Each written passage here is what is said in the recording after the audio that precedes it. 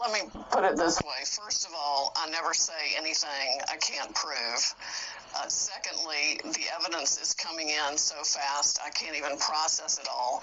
Millions of Americans have written, I would say by now.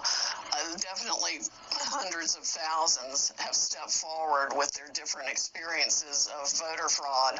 But this is a massive election fraud, and I'm very concerned it involved not only Dominion and its Smartmatic software, but that the software essentially was used by other election machines also. Retired Admiral Peter Neffinger, he is president and on the board of directors of Smartmatic, and it just so happens he's on Mr. Biden's presidential transition team that's going to be non-existent because we're fixing to overturn the results of the election in multiple states, and President Trump won by not just hundreds of thousands of votes, but by millions of votes that were shifted by this software that was designed expressly for that purpose.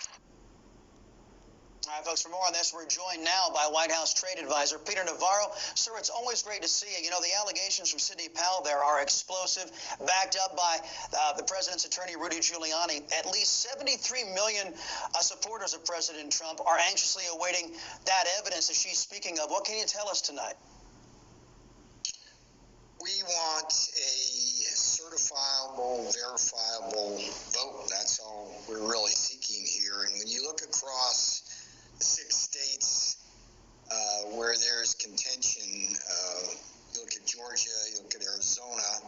In the South, you go up to Michigan, Wisconsin, and Pennsylvania in the North, and then one other, Nevada. You see what's interesting, Chris, is you just see a whole bunch of strange things going on that I think should give the American people pause with respect to these results that the mainstream media seems to want to shove down our throat. I find it curious, Chris, that we went through months of poll suppression with the mainstream media telling us that President Donald J. Trump was going to get just trounced in a landslide. Poll suppression with these. I mean, it's now it's a 50-50 election where President Trump likely won when you account for all these voter abnormalities.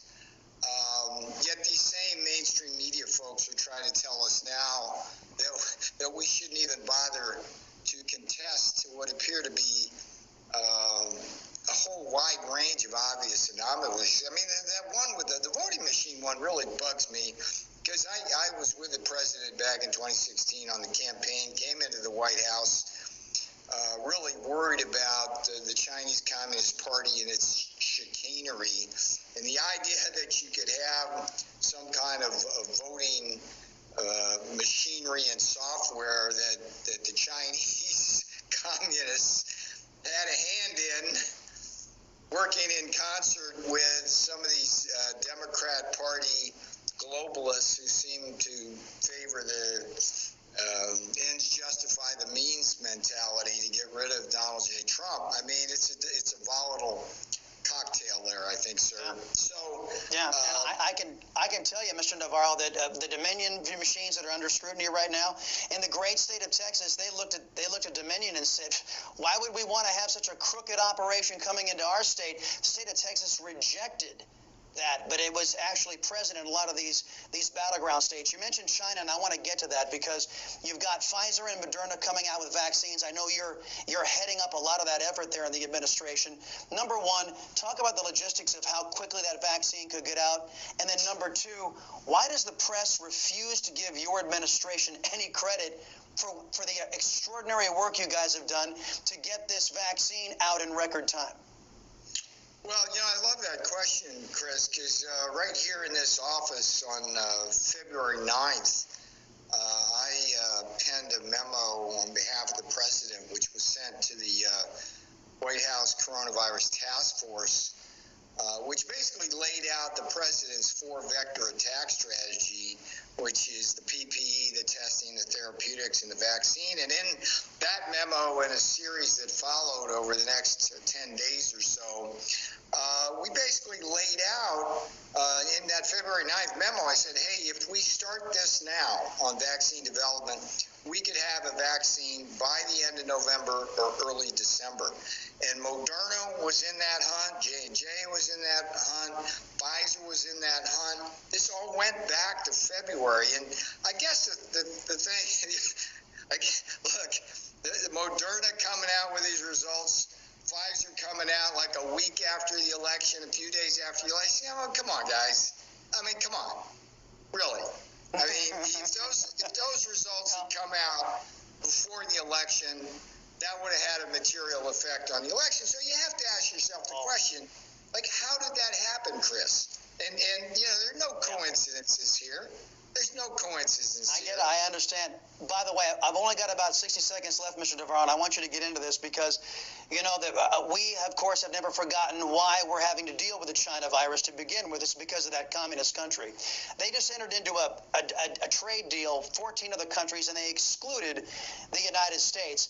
I just want you to give us a preview. If we are cursed with Obama's third term, with a Beijing-Biden occupation of the Oval Office, how do you see America's trade deals with China? Will we go back to being advantaged China again, sir? Well, that is the fork in the road, but let's talk about that after we get through this legal process here, because as far as I'm concerned, Donald J. Trump is going to have a second term based on everything I'm seeing in terms of these voting irregularities. So let's have that conversation, Chris, after these ballots are certified and verified and the courts deal with what are obvious anomalies that need to be contested. Fair enough. Fair enough. And you know what? I also want to have you back on because, hey, we may not even have to have the conversation. But if we do, I do want to ask you at a future time about a possible Biden-China collusion investigation. Sir, I appreciate you being here on the Chris Salcedo Show, and I hope to talk again soon. You just watched Newsmax TV, America's fastest-growing cable news channel, now in more than 70 million homes. You can get Newsmax TV on your cable system or check your cable guide. And if your system doesn't carry Newsmax, call them, tell them you want Newsmax TV, because we're real news for real people.